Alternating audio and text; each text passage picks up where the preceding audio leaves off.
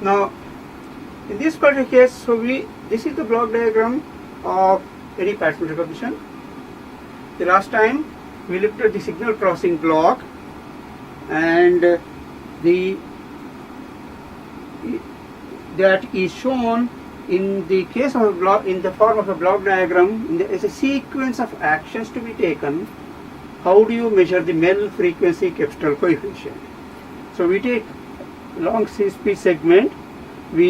Sometimes you do the free emphasis so that the high frequency contents are amplified. Then we take a block of speech signal. So you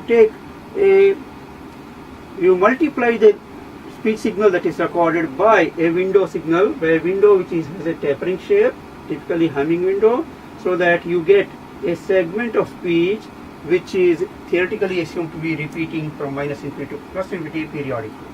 We take the block Fourier transform, we get the discrete Fourier transform magnitude spectrum here, and this magnitude spectrum is passed through a series of 40 bandpass filters whose center frequencies vary according to the MEL scale, and you get the output of the 40 bandpass filter, you get 40 values.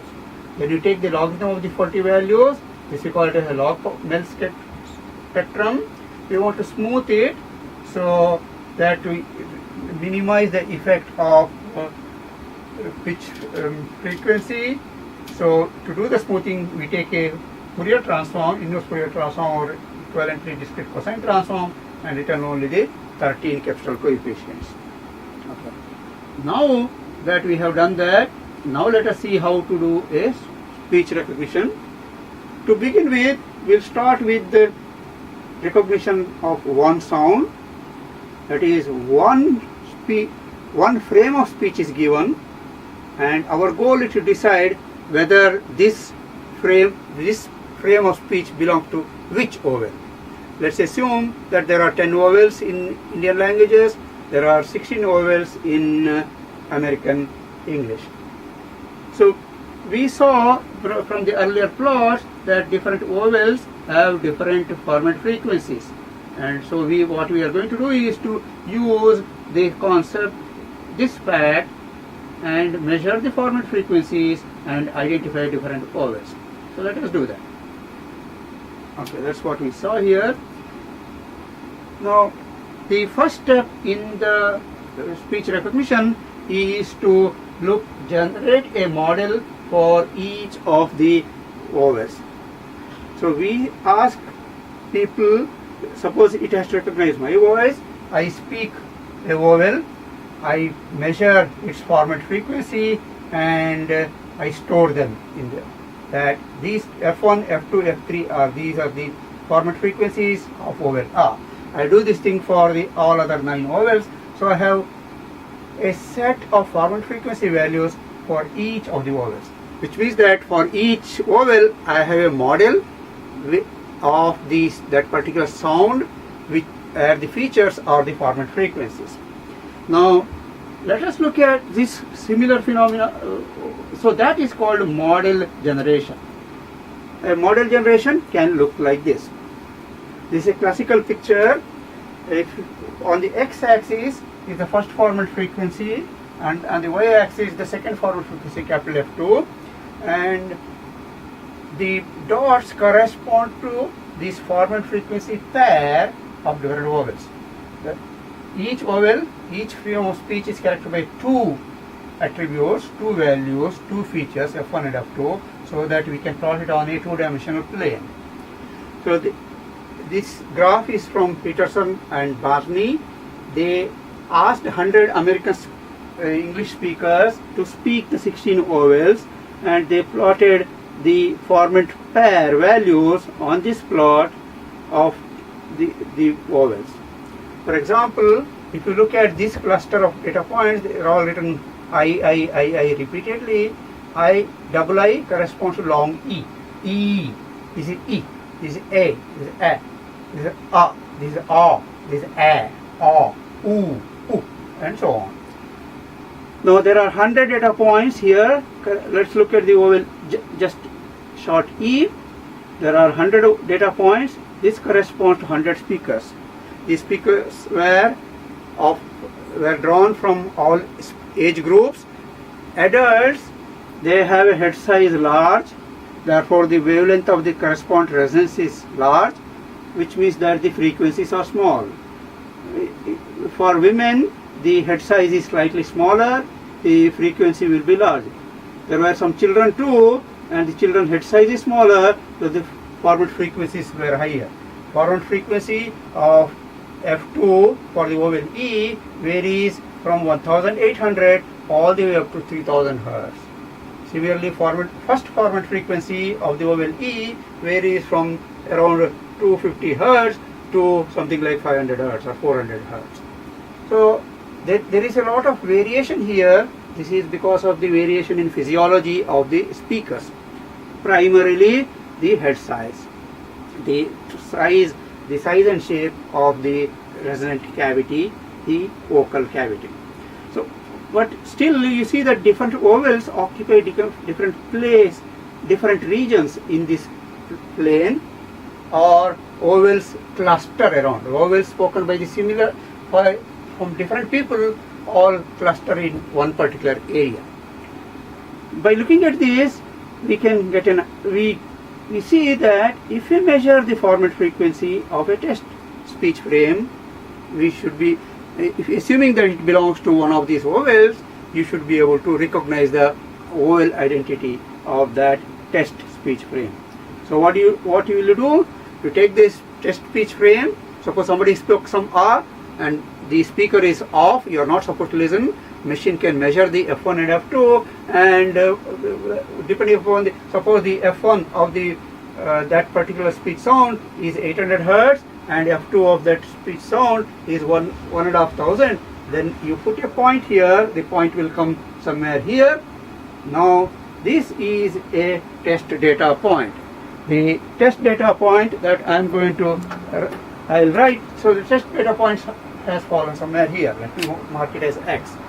So that X, it will be somewhere here, and now you need to see to which cluster this data point is closest.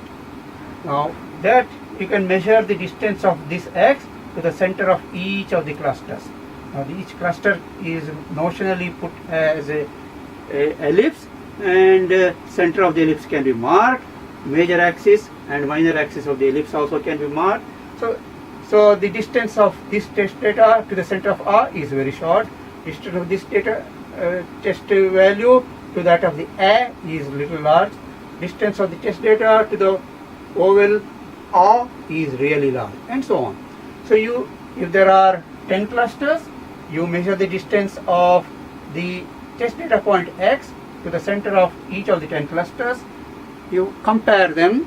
And in this particular case, distance of the X to the center of the vowel A is smallest, then you say that then you assign the test speech to this cluster. You say that the vowel identity of the test to speech X is A. And so this is how speech recognition can be done. So all that you require is a measure of distance. Distance is large, means the test speech and the model, they are dissimilar. Distance is small, means they are similar. So our goal is to find the cluster to which the test speech is most similar. Therefore we are interested in the minimum distance. We are interested in that class center to which the test data is closest, or the distance is smallest. So in this particular case, K is the index of the J is the index of the cluster center such as this, and what we do is measure the squared Euclidean distance of the test data to each of the cluster center and pick up that cluster center K where the square distance is minimum. Then we assign the test data X to the kth class. So this is a simple Euclidean distance, but this is okay if these ellipses are actually circles. If they are circles of the same radius or ellipses parallel to each other, that is okay. But in this particular case, first of all, you see that these are not circles, they are ellipses. Some ellipses are oriented towards vertical direction. Some ellipses such as that of the A are oriented more in horizontal direction.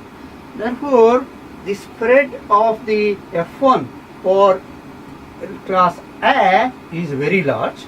On the other hand, the spread of the F2 for the class A is small. In contrast, if you look at the vowel class E or the vowel class U, the spread of the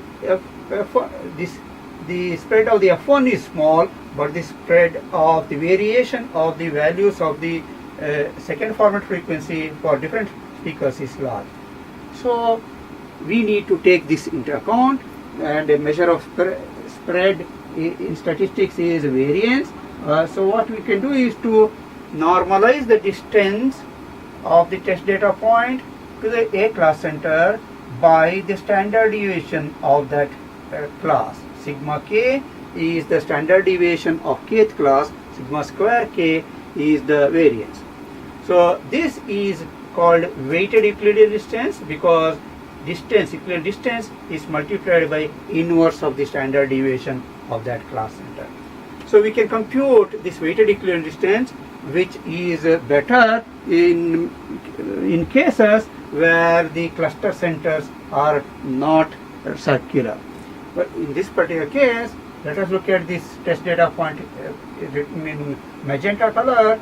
Does it belong to the red class or the blue class? Visually, we think that this x is closer to the red class because the Euclidean distance is smaller here than this distance.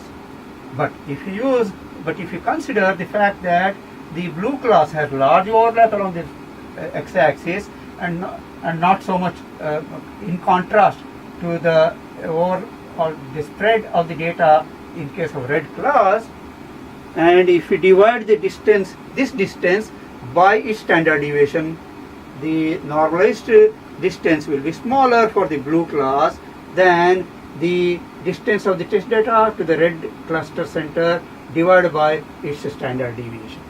So visually, if you take the Euclidean distance, we would have assigned this test data to this class. But if you consider the spread into consideration, that is, if you use the weighted Euclidean distance, we will assign this test data point to the blue class. So it is better to take into account this spread of the values in different classes. So we will use the weighted Euclidean distance. Here, in this particular case, in this slide, we are looking at the distance of x, one value, to the center, which means that we assume that each vowel is characterized by a single feature, for example, energy. But that is not so. We know that we normally measure 13 MFCCs, male frequency capsule coefficients, and in addition we compute 13 delta coefficients and 13 delta coefficients too. So there are 39, totally there are 39 features per speech frame. In other words, we consider this as a 39 dimensional feature vector. So if every frame is characterized by a 39 dimensional feature vector, the class will also be in the 39 dimensional feature space. So the class centers would be a feature, would be a vector. The bar that is shown here, some people sometimes write this arrow also. Not only each feature vector is in 39 dimensional space, their center is also in a 39 dimensional space, and similarly there will be 39 standard deviations if you assume that the covariance matrix is diagonal. So in which case, if we can extend this weighted Euclidean distance measure to multidimensional case where the weighted Euclidean distance is squared, weighted Euclidean distance is computed for each of the dimensions and summed over all dimensions, I is equal to 1 to 39 for example, and finally square root of the sum is taken, and that is the distance, weighted Euclidean distance of a test feature vector of 39 dimensional space to the center of the kth class. Now that is all right, but let us look at what happens when in some cases. What happens, for example, if a test data point is such that the test feature vector falls at this particular point. Right now we are considering a two-dimensional feature vector which consists of f1 and f2. In that particular case, suppose the test data point falls, let's say here. Now if you see this point actually can belong to A or can belong to A. A of college, this is A of bank. So we cannot make a definitive statement whether it belongs to the vowel A class or the A class. So it is better not to make this hard decision that it belongs to A or A because we are not sure. Whenever we are not sure, it is best to resort to probability models. What we would say is that the probability of this data point belong to the class A seems to be, let's say, 0.45. You can measure it if you use a probabilistic model. And similarly, you can measure the probability of this data point belong to class A is 0.47 and it belongs to U is something else, and so on. You can compute these conditional probabilities. And so we are not making hard decision at this point just based on one speech vector, but what we will do is there is some confusion here, we are not sure, but we will resolve this issue by resorting to higher level knowledge source. What is higher level knowledge source? Whether if this, sometimes it may so happen that let's say the word bank is there, this is the sequence of 4 letters B, A, N, K, and we have the other confusion is that it will be B, A, O. This vowel could be O, A. This is A. A, O is characterized by A. So if it is A, then if there is a confusion is between A and A, looking at the speech sounds recognized by others to the left and right of this particular vowel, we can recognize that in English language there is a word called bank, but there is no word called bonk. Therefore, therefore we say that the actual vowel is A rather than A. Here what we have used here is the lexical knowledge of the language, that is what sequence of words are valid in a given language or valid words in a given language. Sometimes it may happen that even both are still possible in case of the word, and we are not sure. This happens, for example, if the word sound is a sequence of three sounds R, red, R-E-D, and the past tense, this is a red color, this is the past tense of the word read, red. So if you are not sure, we have to resort to the grammar, which is the rule in the language which tells how different words, what sequence of words are legally permitted in a language, the syntax or the grammar. Therefore, quite often it is useful to resort to probabilistic models, and we will talk a little bit about the probabilistic models in this slide. When you talk of probabilistic model, the simplest probabilistic model is to use normal distribution. It's also called Gaussian distribution. It has two parameters, the class center mu and the standard deviation sigma. Sometimes they also characterize as variance sigma square. Suppose we have two classes as we saw here. Let's go to the example of the A and A. Let us consider only the first Formant frequency for the sake of argument. Each class is characterized by only one feature, one attribute, the value of the first Formant frequency.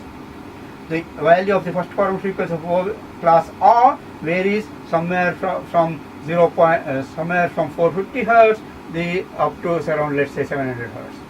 Whereas the first Formant frequency of A starts from somewhere around 650 Hz to 1100 Hz.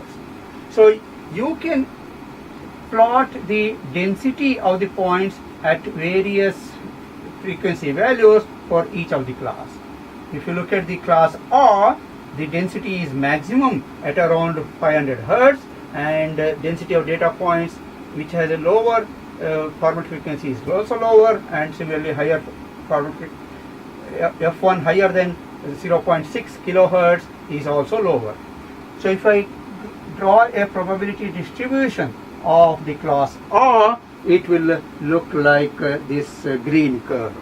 The F1 varies from 300 to something like 650 or 700. The likelihood or of the data point getting a value around 550 is very high for the class vowel R. This is vowel R. That's the green curve. Now, if you look at the other vowel A, the A vowel has higher Formant frequencies, but there is overlap between the two classes. Please remember. Therefore, if you plot the Formant frequency distribution of a vowel A, it will look like the blue curve that you see here. So this region represents the significant overlap between the class R and the class of vowel A.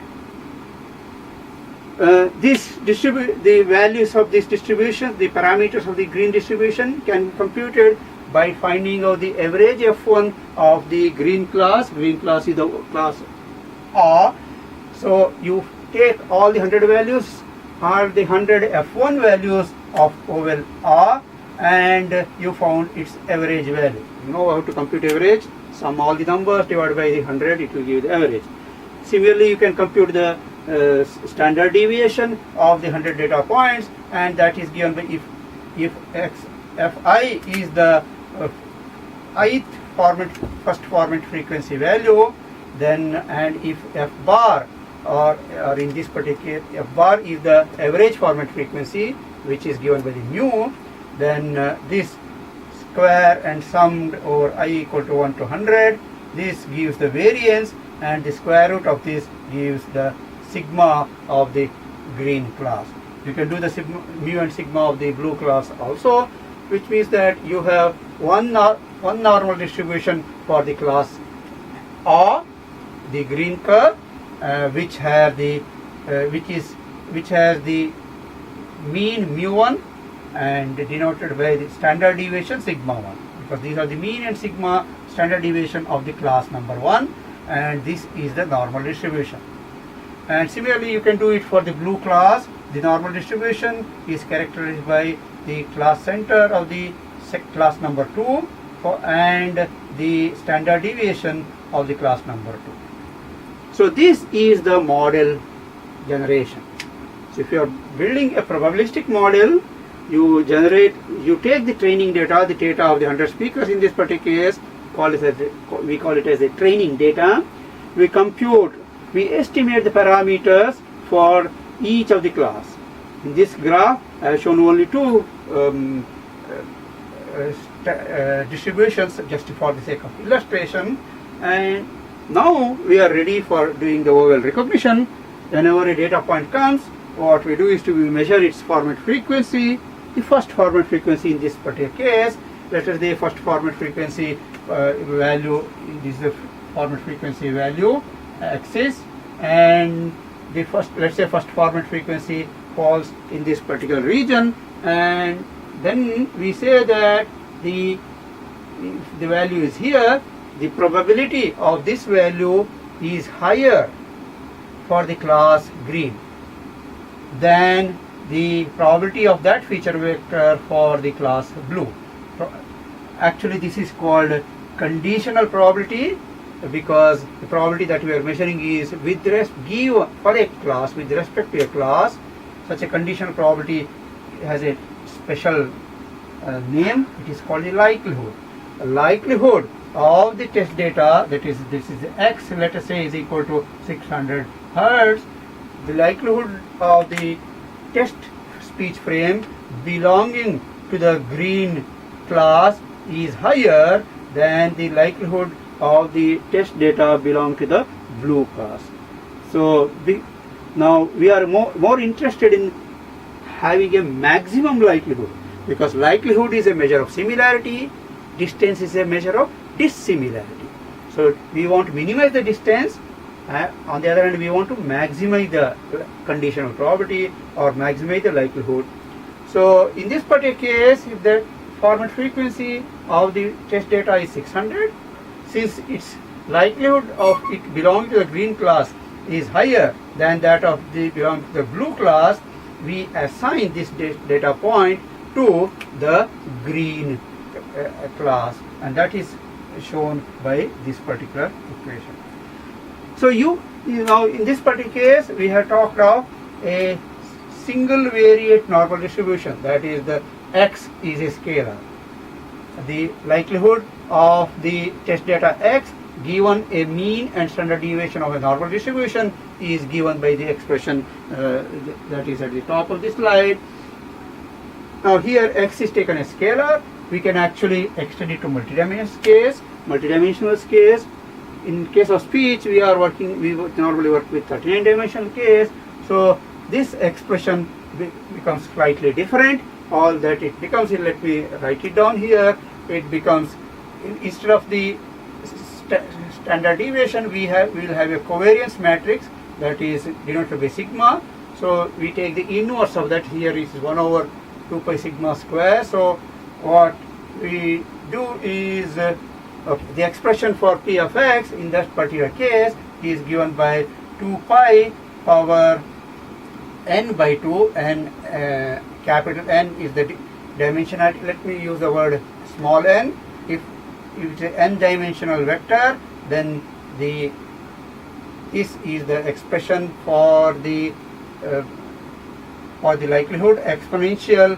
Let me use the black color, probably it will be visible better. So exponential of the term remains something similar, minus half. Now instead of the x minus mu divided by sigma whole square, each of them is a vector. X minus mu, mu is also a vector. You take the transpose of this vector and multiply it by the inverse of the covariance matrix, and then multiplied by the difference vector again. So this is the term. This term changes, but the expression changes, but they are of similar. Instead of sigma dividing by sigma, we multiply by the inverse of the covariance matrix and so on. So we can do the vowel recognition if we are given one speech frame. Actually, frame FCCs represent not just vowels, but they represent any sound. So in principle, we can do the classification of any sound if we are given one speech frame, not a sequence of speech frame, not a word. So in that case, we have around 40 or 50 speech classes, and each of them has a distribution. We find out the likelihood of the test data.